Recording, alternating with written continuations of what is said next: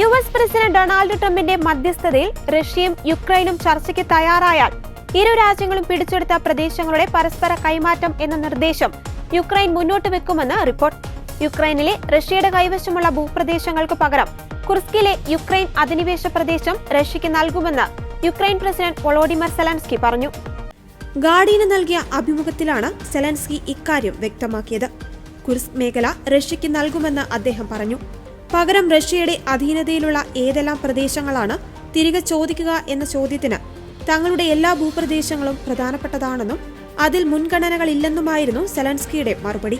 2014 Russia യുക്രൈനിൽ നിന്ന് ക്രിമിയ പിടിച്ചെടുത്തത്. പിന്നീട് 2022 ഡോണക്സ്, ഗെർസൺ, ലുഹൻസ്ക്, സപ്പോറിഷ്യ എന്നിവിടങ്ങളും പിടിച്ചെടുത്തു. എങ്കിലും ഈ പ്രദേശങ്ങൾക്കുമേൽ റഷ്യയ്ക്ക് പൂർണ്ണ നിയന്ത്രണമില്ല. 3 വർഷക്കാലമായി തുടരുന്ന യുക്രൈനിലെ യുദ്ധം താൻ അവസാനിപ്പിക്കുമെന്ന് ഡൊണാൾഡ് ട്രംപ് അടുത്തിടെ പ്രഖ്യാപിച്ചിരുന്നു. പുടിനുമായുള്ള സംഭാഷണത്തിൽ പുരോഗതിയുണ്ടെന്നും അദ്ദേഹം അവകാശപ്പെട്ടു. എങ്കിലും യുദ്ധം അവസാനിപ്പിക്കുവാൻ ഇരു രാജ്യങ്ങളും വിട്ടുവീഴ്ചകൾ ചെയ്യേണ്ടി വരുമെന്ന് തന്നെയാണ് യുഎസിന്റെ നിരീക്ഷണം. അതേസമയം യുദ്ധം അവസാനിപ്പിക്കാൻ യുഎസിന്റെ മധ്യസ്ഥതയിൽ റഷ്യയും യുക്രൈനും തമ്മിൽ കരാറുണ്ടെങ്കിൽ കർശനമായ സുരക്ഷാ ഗ്യാരണ്ടിയും വേണമെന്ന നിലപാടാണ് സെലൻസ്കിക്ക്.